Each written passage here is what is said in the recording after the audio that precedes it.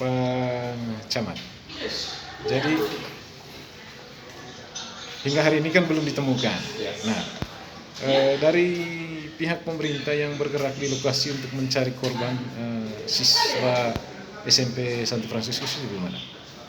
Pihak yang terlibat itu ada banyak, pertama dari pemerintah daerah Kabupaten Manggarai, pemerintah desa BP, kemudian tim Polri, kemudian tim SAR. Iya. Tim SAR melakukan pencarian pada hari yang kelima ini ditemukan. Kemudian upaya yang dilakukan sekarang ini adalah melakukan pencarian di kiri kanan kali, Penyisiran kali sekarang. Ya. Nah, di Tibu Painya, di telaganya itu masih. Oh, berarti tetap melakukan penyisiran. Tim dibagi. Yang lainnya melakukan penyisiran, yang lainnya kita lakukan penyelaman. Iya. Kemudian masyarakatnya melakukan membuat tembok untuk menahan air, Untuk menahan air. Iya. tembok darurat, supaya air itu bisa alirkan ke pusat satu tempat, supaya yang masuk ke Tibu Painya itu airnya berkurang. Pak Camat, terkait dengan tragedi itu, informasinya itu kan tanggal 5 Januari ini kan sudah ditutup lokasinya. Lalu yang bertanggung jawab terhadap pengelolaan manajemen Telaga Pai di Riau Barat itu siapa? Itu pengelola sama orang-orang. Oh, pengelola perorangan. Nah, padahal kan itu kan daerah-daerah aliran sungai, jadi itu bukan perorangan.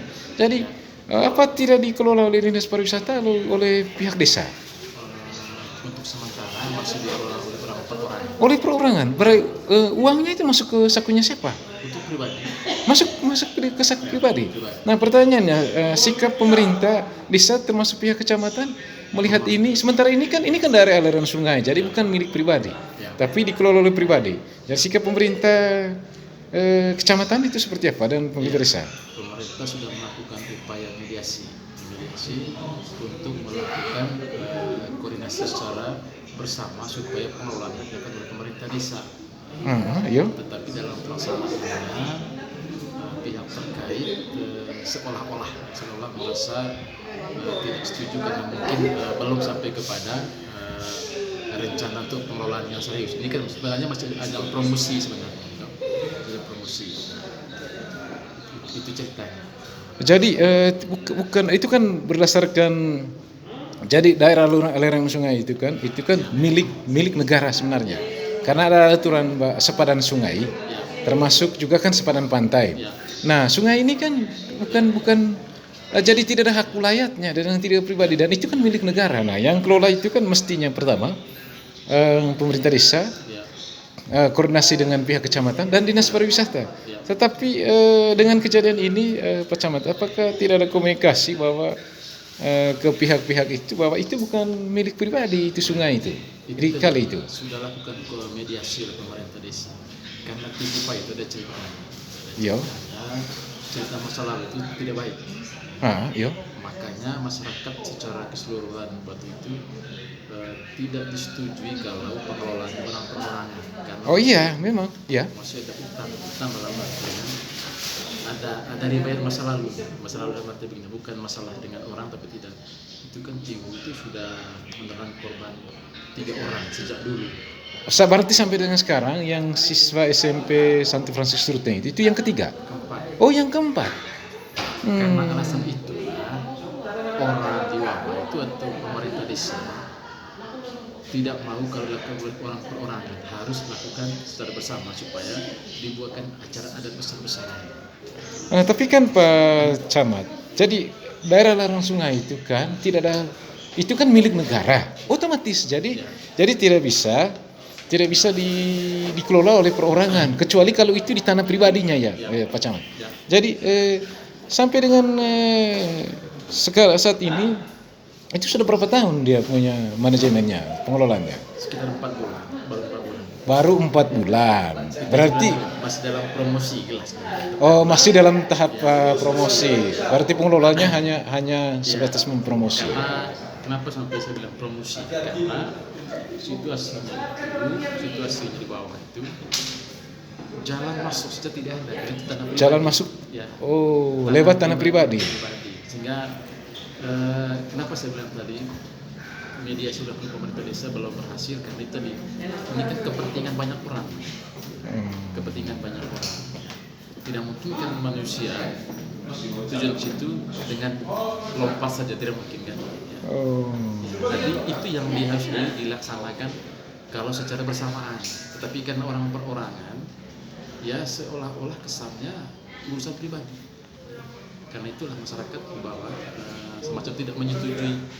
Oh iya memang. Kemudian Pak Camat, jarak tempuh dari jalur umum, dari jalan umum menuju ke lokasi titik objek wisata Tibupai itu kira-kira berapa kilo? Kurang lebih 500 meter. Oh, hanya 500 meter dari jalan umum. Berarti bisa jalan kaki. Bisa. Dan itu melewati tanah milik pribadi. Belum ada jalan. Belum ada. Jadi upaya kedepannya itu di desa mana itu Pak Camat? Desa Toi. Kedepannya kan Pak Camat ini sebagai kepala wilayah di wilayah Bersatu. Apakah tidak ada upaya diskusi dengan Pak Kades atau Dinas Pariwisata untuk dikelola oleh pihak pemerintah terkait dengan aset? Ya, upaya kita kemarin itu pertama, sementara kita sudah keluarkan himbauan anti ikat total dulu. Iya. Bersama dengan unsur forum komunikasi pimpinan kecamatan. Kedua, setelah ini pihak pemerintah di Toe bersama dengan masyarakat melakukan rapat konsolidasi.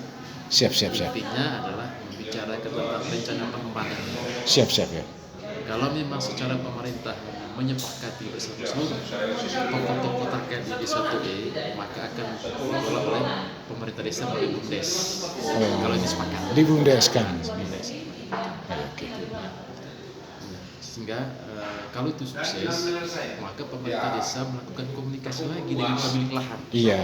Untuk bisa berikan. Oh iya, akses masuknya, akses masuknya ya. Untuk bisa lakukan pemetaan supaya bisa didana oleh pemerintah desa kalau memang dikelola oleh desa. Iya. Secara setapaknya. Jalan setapaknya. Ya, ketika misalnya pemilik lahan tidak menyetujui untuk dikelola bersama, maka itu pasti kan diberhentikan secara permanen. Kemudian Pak Camat, hingga sekarang ini, kira-kira informasi uang masuk selama 4 bulan itu sudah berapa juta? Itu saya belum dapat informasi. Belum dapat informasinya. Jadi masih masuk di kantong pribadi yang bersangkutan. Ya. Oke. Terima kasih Pak Camat. Selamat siang. Terima kasih.